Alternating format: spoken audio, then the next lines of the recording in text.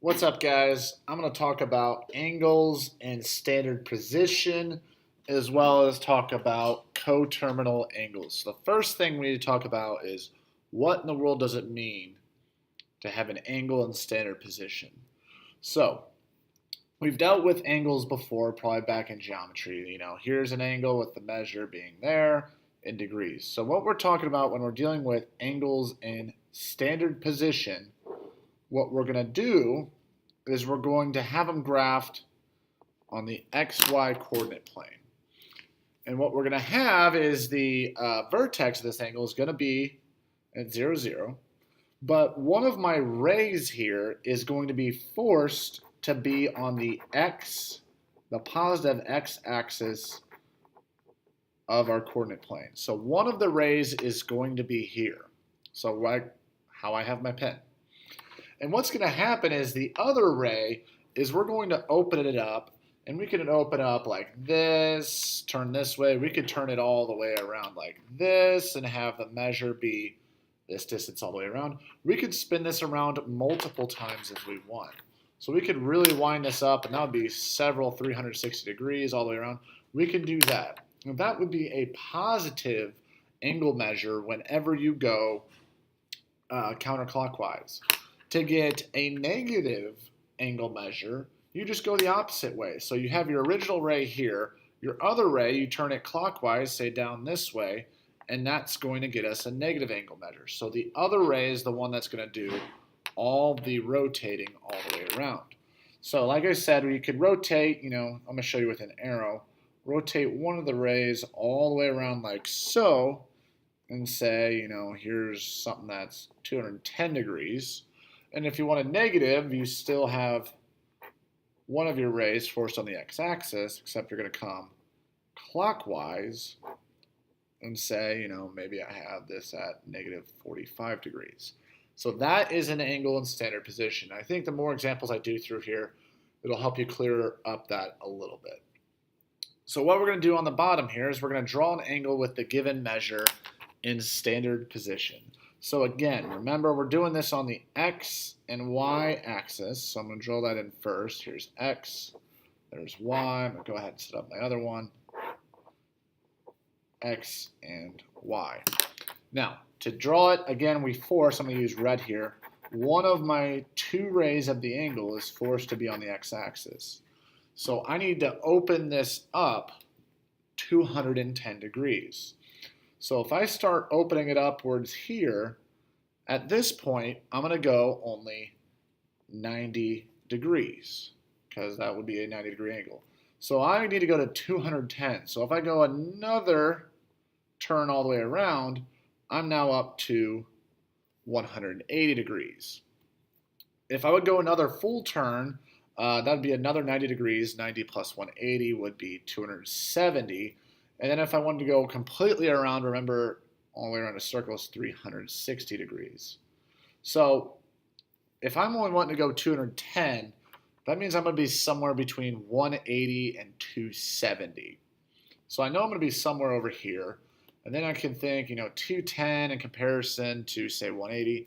It's about 30, or it is 30 degrees more. So I'm going to come down a little bit and form 30-degree angle. This entire distance covered would be 210 degrees, and that would be written in standard position. So with positive angles, we're going to go counterclockwise.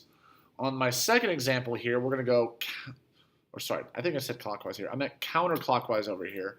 For negative, we're going to go clockwise. So again, going to fix one of my rays to be on the x-axis, the positive x-axis. So going counterclockwise is positive. Negative, we're going to come counterclockwise. Sorry, I keep flipping it back and forth. Counterclockwise for positive, clockwise for negative. So we're going to come down this way. So if I need to go negative 120 degrees, going to this first axis would give me 90. So if I would have gone all the way to the complete second axis, I'll be up to 180. So I don't want to go that full distance. We're going to come a little bit across. So to get from 90 to 120, we're going 30 more degrees, about there, and that would be negative 120 degrees. So that is drawing angles in standard position. So one more example for you. We're going to draw an angle with the given measure in standard position, but then we're going to find one positive angle and one negative angle that are coterminal with it. Now I'll come back and explain kind of what that second part of that question means, but first let's start with just drawing these in standard position. So again, get my x and y axis. And if I want to go negative 60 degrees, start with my first ray here. And if I want to go negative 60, that means we're going to come down. Don't want to go to full 90. Going to come down to about here. And that is negative 60 degrees. I'm going to go ahead and draw this second one in standard position. X and Y axis. 390 degrees. So I'm going to start with my first ray on the x-axis there. If I spin here, I've gone 90. Go another turn, I'm up to 180. I'm up to 270. I'm up to 360. So to get to 390, I'm going to have to go 30 more degrees, which is about there. That would be an angle in standard position of 390 degrees. Now, what I want is angles, a positive angle and a negative angle that are coterminal. What we really mean by that is I have this angle at negative 60 degrees with my two rays like this. Basically, they want a positive angle and a negative angle that also have their rays in the same position. They have them in the same ending spot. So I want, obviously the x-ray is going to be the same.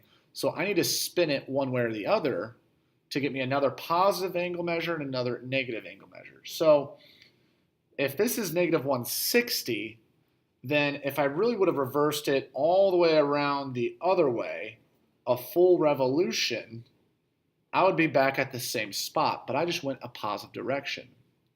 So think, if I'm at negative 60 degrees, but if I add on 360 degrees, meaning spin this all the way around a full revolution, I'd be at the exact same spot. And remember, going all the way around a full circle is 360 degrees. So if I just add on 360 degrees here, what you're going to get is 330 degrees. And that would be taking this ray and flipping it all the way around, and it would end up at the same spot. So that would be one positive angle measure.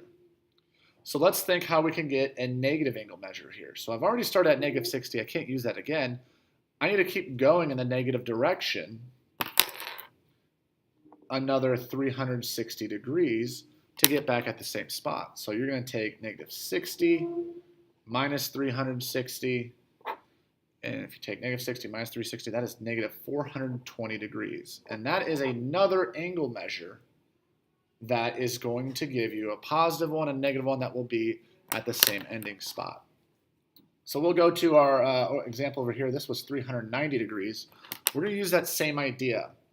If I want another positive angle, I actually just send this around one more revolution. One more positive revolution would be adding 360. So 390 plus 360, that is 750 degrees. So that gives me another positive angle measure. If I want a negative angle measure, let's take it in the negative direction, a full revolution. So if I take 390 minus 360, I would get 30. Now, we wanted one positive and one negative. I got my positive, but I'm still not negative. So what we're going to have to do is, we haven't satisfied the negative yet. Let's take it another revolution around in the negative direction. So let's subtract off another 360. When you do that, you get to negative 330 degrees, and that's a negative. So you could add and subtract as many times as you want 360 degrees. So there is an infinite amount of answers here. I could keep adding 360 all day if I wanted to. I could keep subtracting 360. And both would satisfy giving you angles that are positive and negative that are coterminal. And that was angles in standard position and coterminal angles.